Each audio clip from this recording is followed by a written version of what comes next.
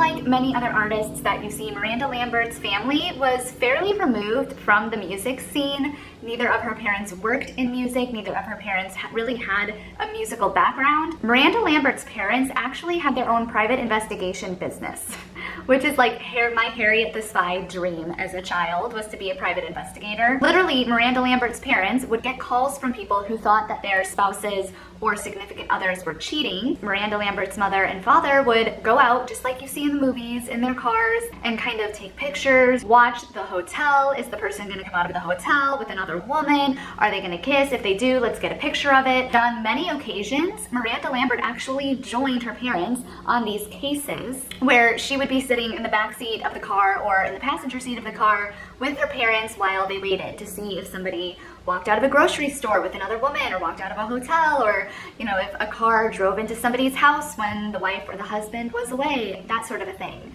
Miranda Lambert actually remembers that on one instance, her parents had her dress up as a cheerleader, like a junior high cheerleader, and go knocking door to door pretending to sell something just so that they could get a little bit of intel and information on one of the people that they were investigating for one of their clients. It's definitely a family business where everybody in the family was involved. Her parents did this for a few years in Longview, Texas. People kind of stopped calling them. Anytime there's a recession or an economic downturn, certain businesses just have to close their doors. And that's what happened with Miranda Lambert's private investigation business. They knew they didn't want to stop the business altogether, but it was just a period of time that they weren't getting any calls and they weren't getting any clients.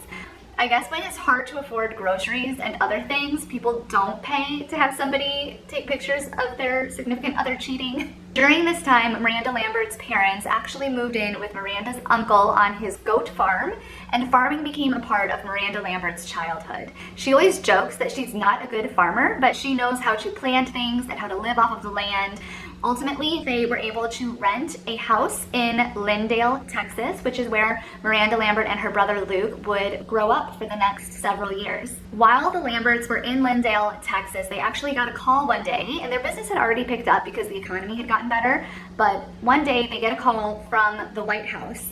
And the White House calls them and wants to hire them as private investigators in relation to Bill Clinton's affair with Monica Lewinsky. Like, can you imagine getting a call? You're just in the family room or in the kitchen one day and you just get a call from the White House saying, hey, are you a private investigator? Can you come investigate the president?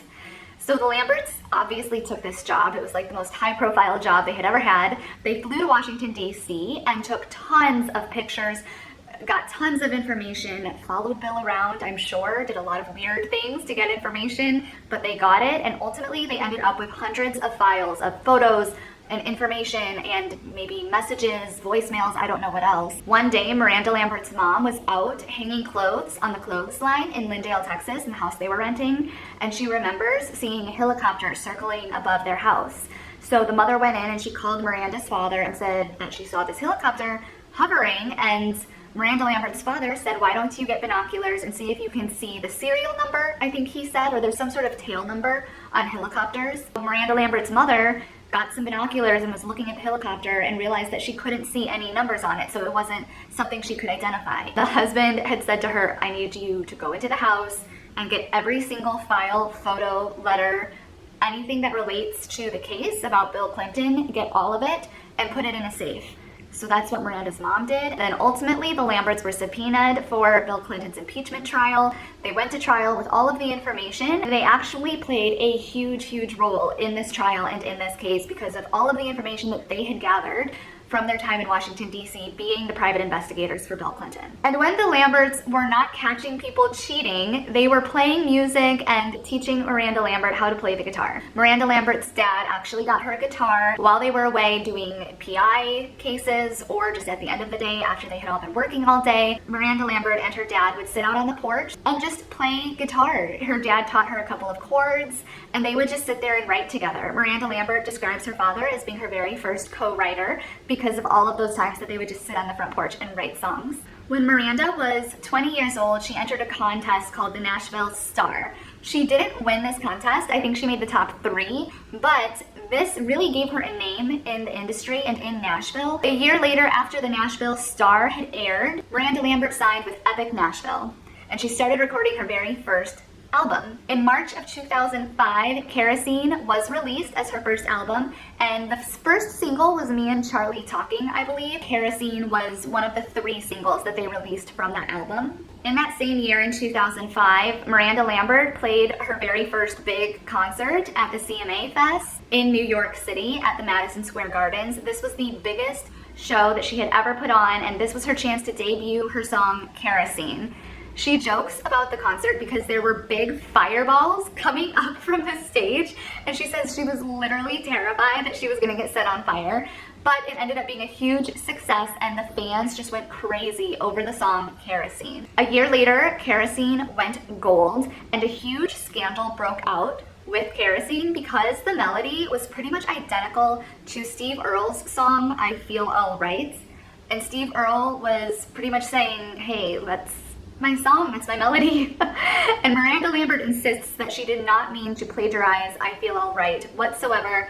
She says she acknowledges that she knew the song I Feel Alright and that it was probably just something that she had listened to so many times that it just had, come to her naturally. The lyrics for Kerosene were 100% Miranda Lambert's lyrics, but the melody was so similar to I Feel Alright by Steve Earle. I will link both of the songs, Kerosene and I Feel Alright, in the description below, and you can listen for yourself and think for yourself how similar they are. Miranda Lambert felt really bad about this accusation and about the fact that it had happened that way, so she ended up giving Steve Earle half of the profits from Kerosene, half of the royalties, and gave him full credit for the melody of the song. Even though Steve Earle was not involved in the actual songwriting process for Kerosene at all, she just knew that that was the right thing to do, was to give him half of the royalties and credit for the melody, because even though she didn't mean to, that's obviously where she must have gotten the tune from, with Steve Earle. And when I found out about this, about Steve Earle, the first time I read it, I thought that it was saying that Steve Earle wrote Kerosene, and I was shocked, but then I was also just not surprised at all because I love Copperhead Road. But then when I kept reading, I realized that Steve Earle, it was just the melody to his song, I Feel Alright. But that still explains it for me, why I love the song Kerosene so much. Because it's got that Steve Earle behind it. You can't go wrong with Steve Earle. Miranda Lambert actually says, and I'm gonna say what she said in her interview word for word. She said, I didn't purposefully plagiarize his song, but unconsciously, I copied it almost exactly. She later explained, quote, I guess I'd listened to it so much that I just kind of had it in there, meaning it was just like in her.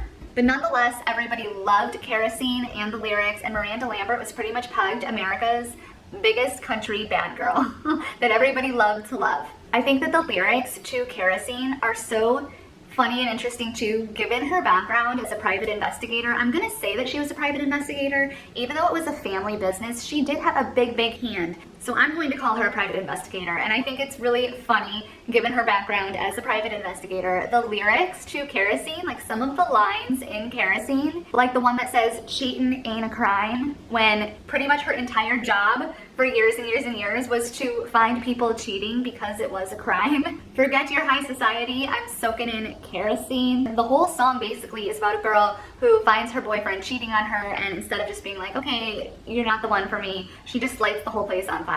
If you haven't seen the music video to Kerosene, you've got to watch it and listen to the lyrics, especially now knowing that Miranda Lambert spent a good part of her life catching cheaters. In almost all of Miranda Lambert's romantic relationships, there's been some sort of cheating that seems to have gone on, and it just makes you wonder if cheating is just, something that's been a part of her world for so long that maybe she can't even envision a world, or maybe she can't even live in a world without cheating, just because that's been literally her whole life.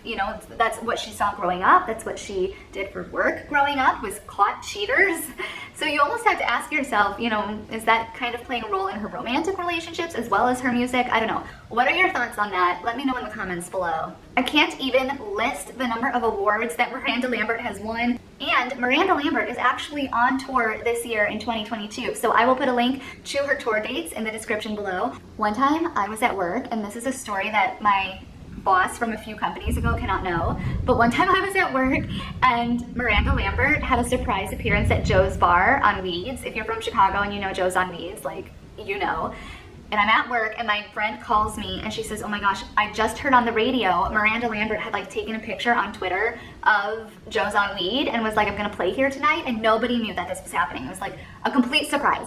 was maybe 3 o'clock in the afternoon, and my friend calls me. She never calls. I thought it was an emergency, and it was. It was that she heard on the radio that Miranda Lambert was at Joe's on Weed.